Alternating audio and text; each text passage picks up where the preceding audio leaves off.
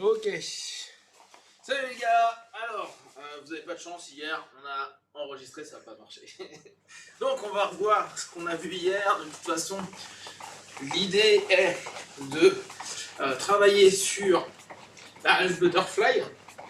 Donc la demi-papillon qu'on prend à partir de la demi-garde. On peut, comme on l'avait vu il y a 15 jours, aussi décider de commencer à travailler juste avec la cale qui deviendra mon levier sans entrer en demi-garde. Maintenant, c'est pas toujours ce qui se passe et on revient plus facilement à ce moment-là sur un travail de lutte.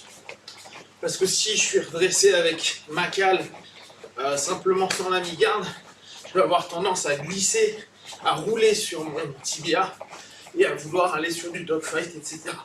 Chose qui représente un peu plus les techniques de luta que des techniques de jiu-jitsu.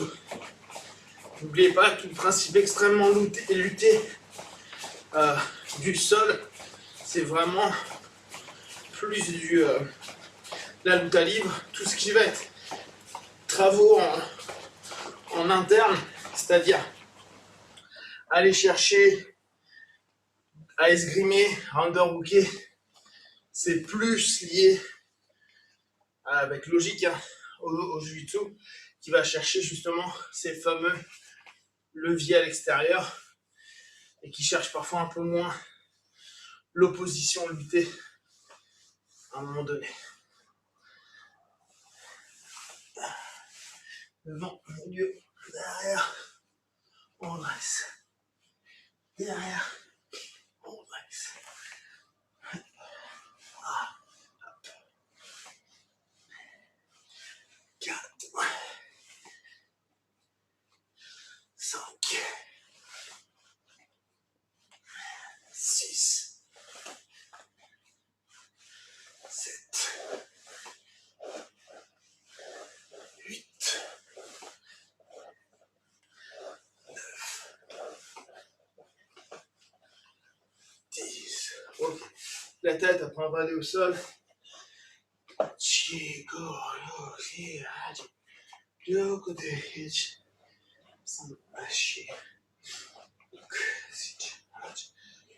vas au sol. Donc, à nouveau un peu la tête.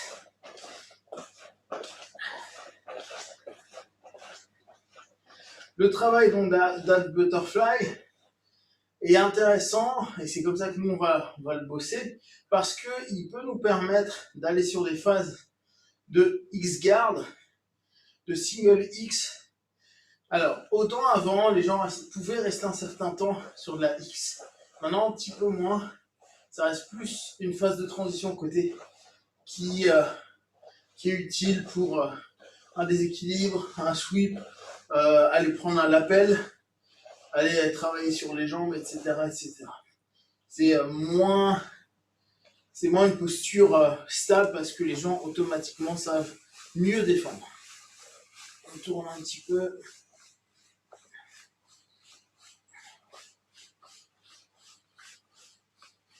De l'autre côté.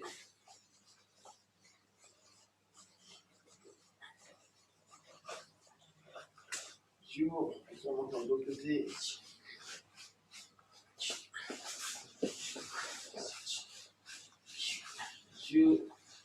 Encore. À l'inverse. Donc, là, on va juste faire le courant d'un côté et de l'autre.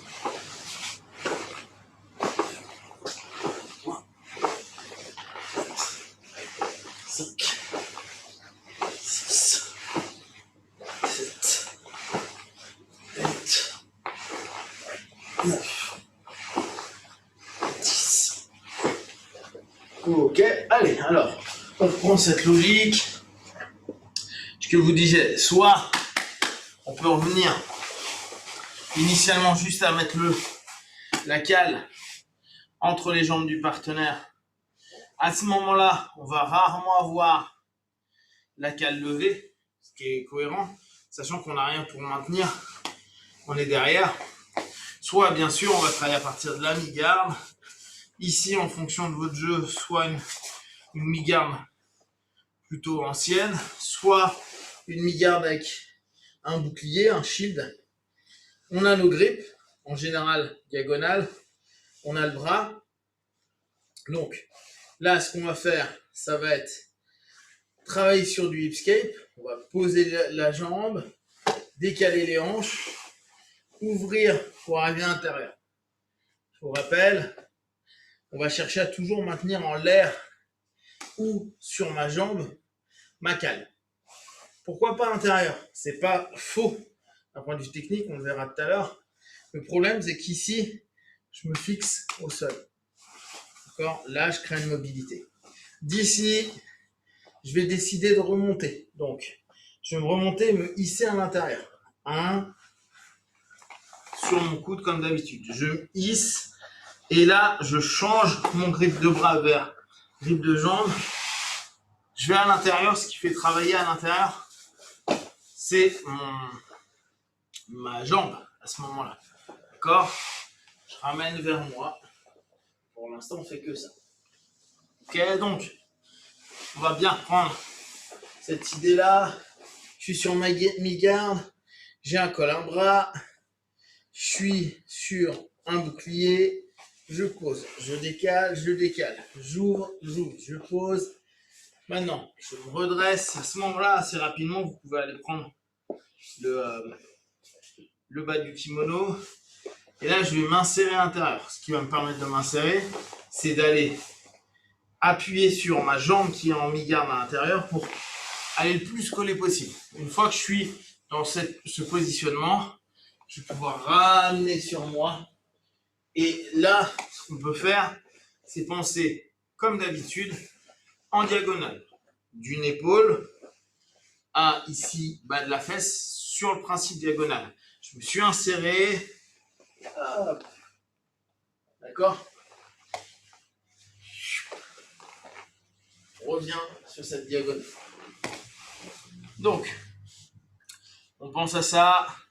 On pourrait très bien, comme je vous disais, à la différence avec de la luta par exemple, si je suis là et que je suis posé au sol, je peux très bien décider de remonter sur du dogfight, lutter. Là, notre idée est un petit peu différente. Vous vous souvenez bien, une des clés, c'est le hipscape de départ. Sinon, on galère à rentrer. Donc, on va faire 5 hipscapes d'un côté, 5 de l'autre, juste pour rappeler au corps cette notion. 1, 2, 2, 3,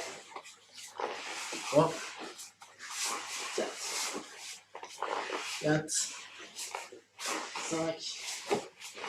5. Ok? Donc, escape, décalage, aller chercher à l'intérieur.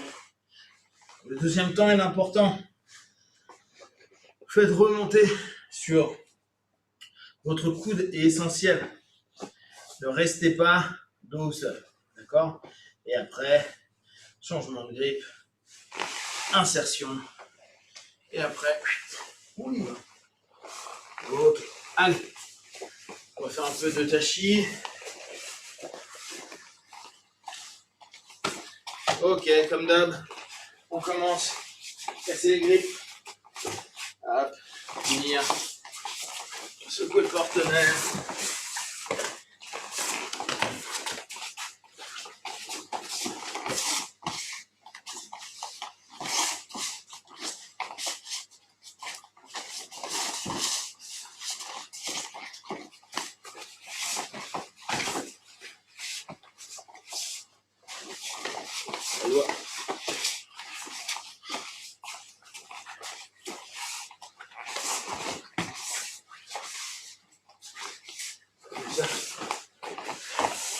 Sentiment. Ma défense. Il faut poser. Oh là là là là. Le judo à l'étape suivante.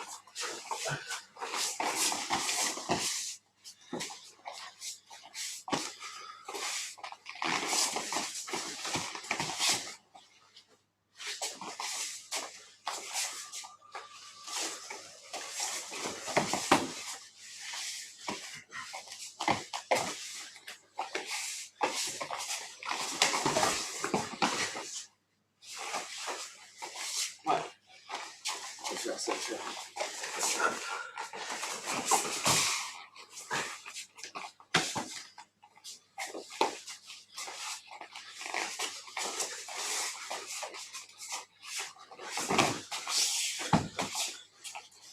T'énerve pas, t'énerve. Je sais pas mal, je pour rien.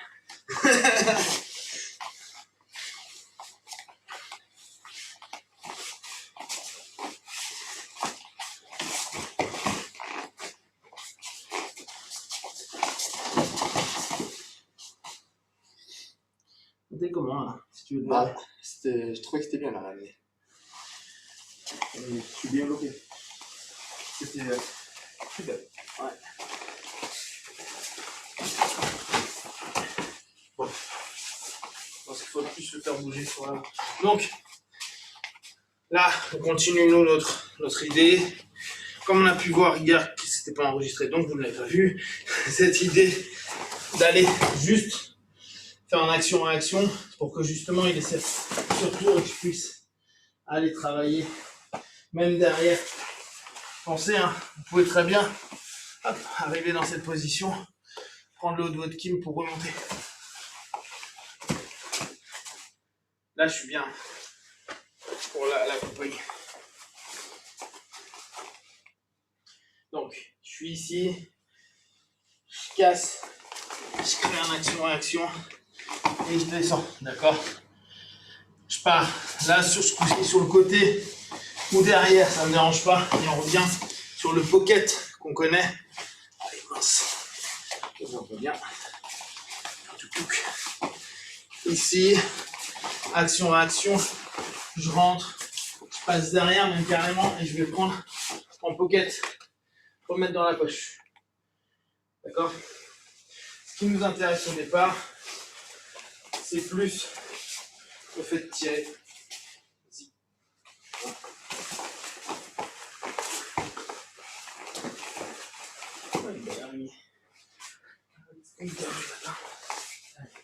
Allez, belle. Donc, 1, boum. Ouais.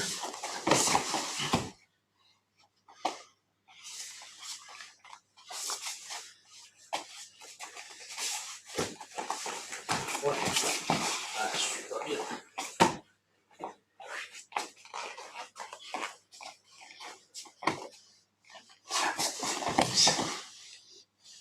Comment tu te sens là? Pas bien. Parce que j'ai le mouvement contraint. Ouais, c'est ça.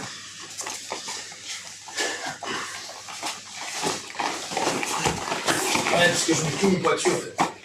C'est chaud. Parce que je suis obligé de faire ça. Ouais. J'ai pas trop de temps pour pouvoir le remonter.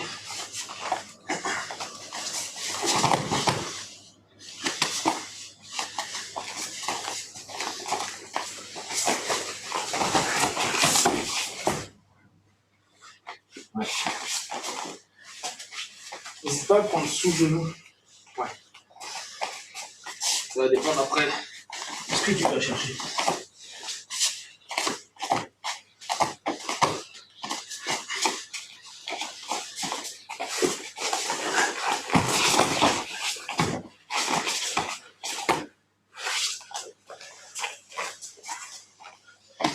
Bon, comme je vous rappelle, hein, nous on n'est pas particulièrement bon en Tachiwaza.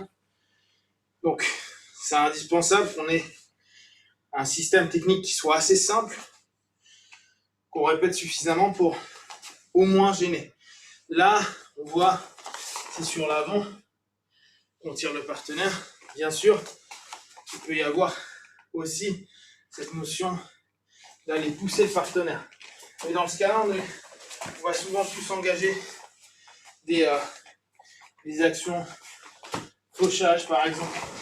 Je vais chercher sur l'arrière.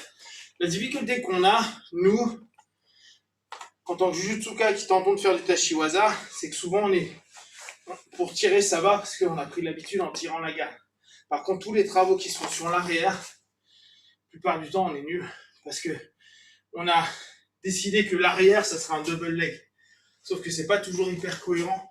Pas parce que le mec recule que partir dans ses jambes va faire que sa réaction en général, s'il est sur l'arrière, sa réaction va être là.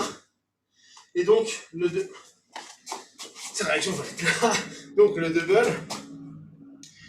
il a moins de cohérence que paradoxalement si je partais sur de l'avant. On n'a pas des masses de choses, hormis un gros koichi. On n'a pas beaucoup de boulot purement lutter. Souvent, en général, n'oubliez pas, on va jouer en lutte sur un travail de construction petit à petit. C'est-à-dire, je vais saisir un truc, je vais grinder un petit peu, et à partir de là, je vais... c'est barré. Je vais aller devant, derrière, etc. C'est moins la beauté du timing. Alors, même s'il y en a, je crois même plus en gréco qu'en lips, qui a du sens. Il y a moins de timing qu'on retrouve en judo, où il y a vraiment... dans l'instant, ils vont faire quelque chose. Souvent en lutte, c'est bam, ça rentre, ça tire, ça chamaille, et en fonction, le mec va orienter. En judo, ils ont ce truc-là où ils arrivent à choper le déséquilibre, rentrer dedans et renverser. Le travail n'est pas tout à fait le même. Ok, on va passer au sol. Fausse. Alors, pas donc ça. Tenter de remettre un angle plus cool. Alors, on prend. Donc, ce que je vous disais tout à l'heure, partenaire est dans ma mi-garde. Donc, mi-garde, et je suis en bouclier. Mes mains. J'ai ma main qui va être un peu là. Ma main va se retrouver au niveau du col. D'accord? Et je vais avoir un contrôle bras. Là, mon partenaire pose bien sur ses grippes pour qu'on ait une forme de réalisme du système. Ok, il prend Batkin. Donc, qu'est-ce que je fais? Je vais hipscaper, je peux poser au sol, penser votre jambe intérieure n'est pas morte. C'est-à-dire que c'est pas parce que là je suis plus en shield que je suis pas embêtant pour lui. Si lui veut bouger un peu, j'ai vraiment cette notion où ma jambe intérieure va le contrôler, le maintenir vers le bas pour pas qu'il puisse se lever n'importe comment. Parfois c'est parce qu'on est des feignasses que là, il contrôle et il se lève direct. D'accord? Alors que moi, ce qui va m'intéresser, c'est que si on prend le même truc et que je commence à être là, relève-toi, c'est chiant. Hein, ça, je dis pas qu'il va pas réussir à se redresser, mais c'est parce qu'on est juste des limaces et qu'on se dit bon il se lève. Non, là on doit céder de la jambe intérieure. On avait parlé cet été d'ailleurs, post-confinement, l'importance de la jambe intérieure. Donc on est ici, on hipscape. L'hipscape c'est pas fait pour partir ultra loin. Après, en fonction, si par exemple il a ça, moi j'hésiterai pas à kicker pour qu'il l'ait plus. Alors, ce que je vous disais tout à l'heure, je peux très bien garder mon pied au sol. Seulement, je suis moins mobile et je suis bien pour me redresser, clairement. Mais cet angle-là, il n'est pas top. Hop, si j'enlève juste cet angle-là pour lever, je suis pas hyper fort. Il faudrait que j'ai un angle intérieur pour lever. Là, je suis un peu mieux. Je dis pas que je suis hyper fort, mais je suis un peu mieux. Donc, mon idée, c'est d'éviter d'être là, parce que, hormis la cale qui fait qu'il ne revient pas vers moi, et comme je vous disais tout à l'heure, le côté un peu loup à livre, qu'on peut avoir facilement, c'est-à-dire je suis ici, donc je suis là, et là, je vais le ramener vers moi, c'est pas toujours hyper effectif. Pour autant, c'est comme ça qu'on nous l'a appris. Là, ce qu'on va faire, c'est que je fais mon hipscape et je vais tenter de le garder haut. Donc, en plus simple, en général, je le pose sur mon mollet. Mais ce n'est pas une nécessité, hein. Vous pouvez juste être en contact avec le pied à ce niveau-là. Ok? Donc là, c'est en fonction de ça. Là, ce qui va nous intéresser, c'est donc j'ai fait mon hipscape. Je suis arrivé là, je me suis placé. J'ai le bras, je monte sur mon coude. Ok? Et là, ce que je vous disais tout à l'heure, on va s'insérer. Donc, mon idée pour moi, c'est de me permettre de ne pas le tirer trop. Parce que là, je pourrais potentiellement me dire, je suis là, hop, et j'y vais. Mais il va y avoir du poids. Plus je vais être à l'intérieur, plus, quand je vais juste tirer un peu, j'ai un super levier. Donc, bien sûr, il faut que je sois sous le centre de gravité de mon partenaire. Je prends sous cet angle-là. Donc, je suis en shield, je me protège, je vais partir sur le côté pour réussir à insérer, j'insère, et maintenant, mon idée, ça va être, quand je me redresse, je vais aller chercher le bas du kim, et je vais m'insérer encore à l'intérieur.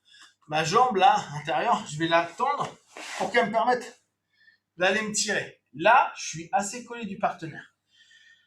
Le point, le kim, vous avez vu, je l'avais pris en croisé. Ce qui me permet d'ici d'éviter qu'il revienne sur moi. Si je l'avais pris en classique, là, je risquais d'avoir un petit problème.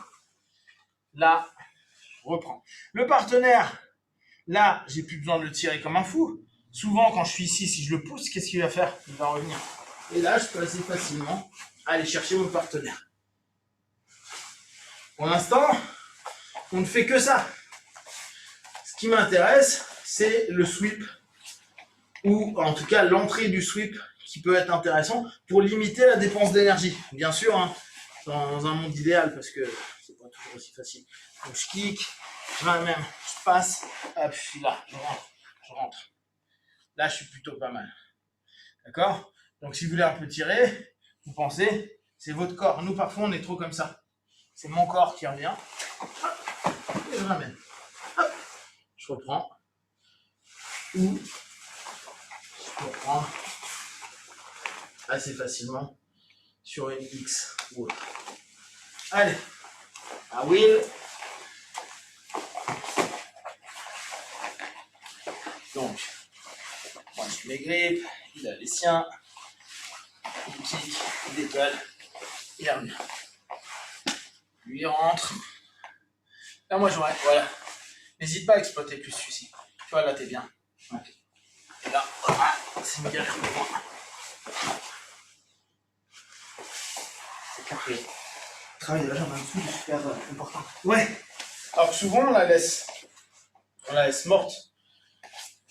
Une autre jambe intérieure, elle a de l'importance quasiment tout le temps, mais là on s'en rend vraiment compte. Je suis là, hop, je décale. Là, vu qu'il me prend le bas du kim, hein, je pense que je kickerai davantage pour revenir. Je me redresse.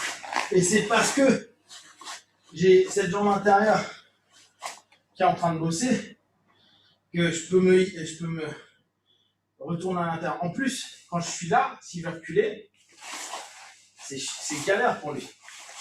D'accord? Donc, en plus, ça me permet de fermer. J'ai le bas du kim.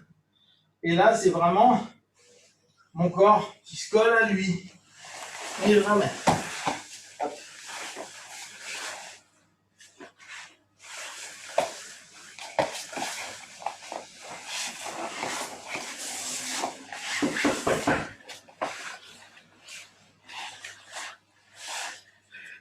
Allez, c'est Eric. Bien. Cool, là t'es bien. Là, je suis tranquille.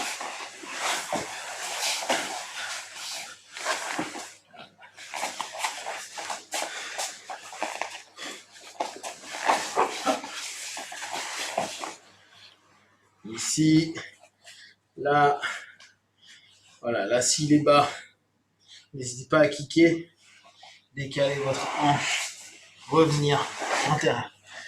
C'est l'un qui emmène l'autre. Plus je vais être collé, mieux je vais être. Là, qu'est-ce que tu vas faire, toi, spontanément, pour te barrer? Voilà, il va vouloir reculer. Donc, ce qui est plutôt intéressant, c'est que, regardez, il n'est pas hyper stable en termes de posture. D'ici, pensez, hein, vous pouvez très bien revenir choper ici. Et là, dans ce cas-là, ça va? Ouais.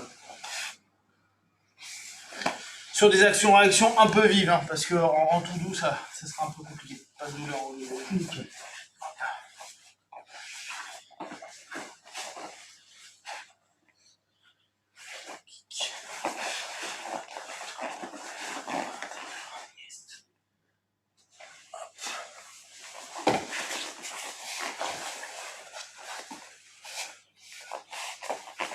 Ouais, tout le boulot va jouer d'ici.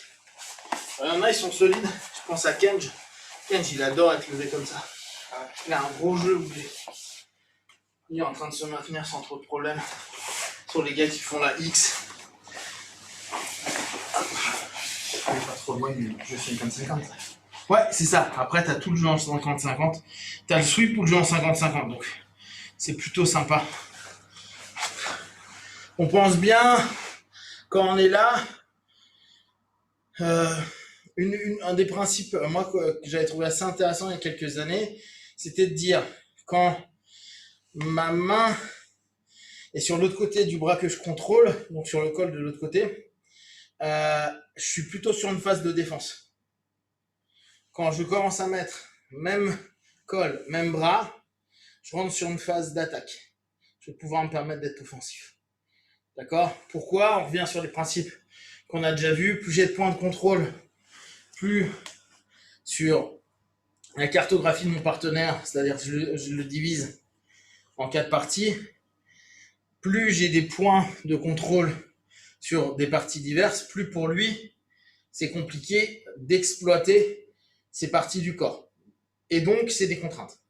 Si par contre, je décide de retirer cette main-là qui est en contrôle pour aller ici, je vais devenir fort par rapport à une partie du corps, donc c'est celle que je vais souvent attaquer, mais automatiquement, je libère d'autres parties du corps. Donc ça, je trouve que ça a pas mal de sens, cette notion de quand je suis sur des phases de défense où, pour nous, notre cycle défense neutre attaque, quand on se dit, bon, là, on a attaqué, ça marche pas, le mec commence à me casser mes grippes ou commence à m'embêter, hop, je retourne sur des choses plus neutres. Là, j'ai 1, 2, j'ai 3 points de contrôle qui peuvent être intéressants pour moi. Et paradoxalement, c'est plus simple de casser le grip là que là. Surtout si j'ai ce bras-là. Donc là, moi, je peux me défendre. Jusqu'à ce que je décide de retrouver peut-être un angle qui m'intéresse. Hop, là, je repasse. Hop, souvent en train à l'intérieur. Et là, je peux y aller. Vous pensez bien, c'est votre corps. Hein. Donc, vous allez un tout petit peu sur l'avant. Vous y allez avec votre coude. Hop. Et ramenez un petit peu ce qu'il y a. Hop. Et on ramène. Donc, ce qu'on disait, après, on est sur un travail de Ashigarami, de 50-50, où je suis plutôt bien. Si je suis un compétiteur ou un MMAiste, je vais plutôt me relever. Je peux souvent me barrer, hop, et me relever. D'accord? Pour aller taper, ou pour aller travailler un petit peu, pour marquer des points. Pareil sur une vision un peu rurale ou urbain plutôt de la bagarre. En BJJ urbain. Faut pas dire combat de rue. C'est vrai ça. Ouais. Hop, on y est. Là, yes. Je reviens. Yes. On est là. Allez, on prend. Boum. Super.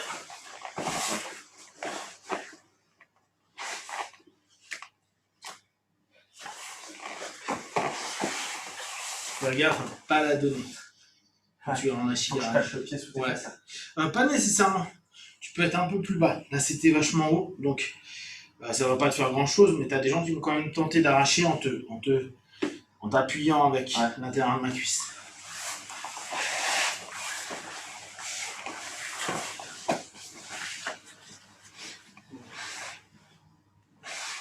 On peut potentiellement, je tourne un peu.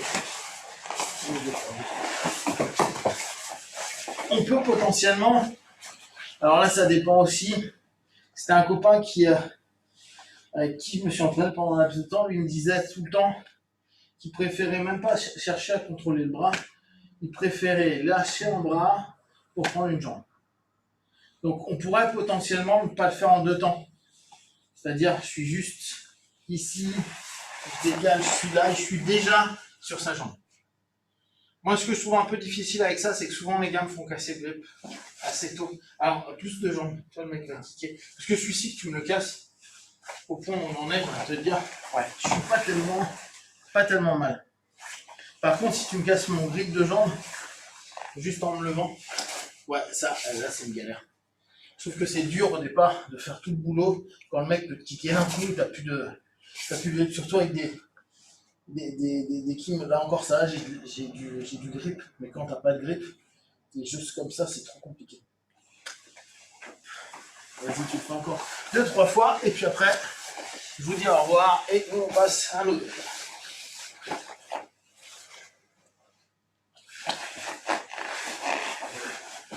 Bien. Ouais.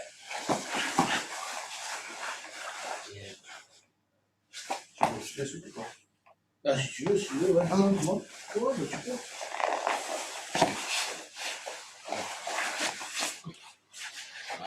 Ouais, bien.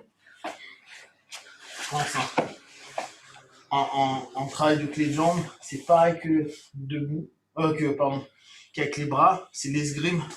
On tente tout le temps de retourner au centre. Ouais. Et tu m'avais expliqué ça il y a longtemps. Hop. Hop.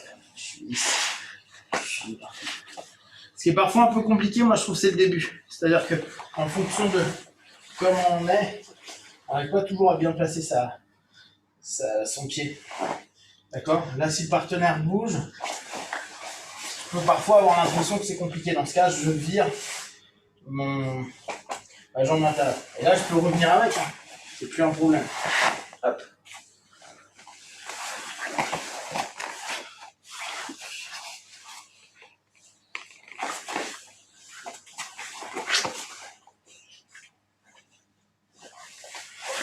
Ok. Voilà pour aujourd'hui. On continuera sur cette dynamique-là demain ou après-demain.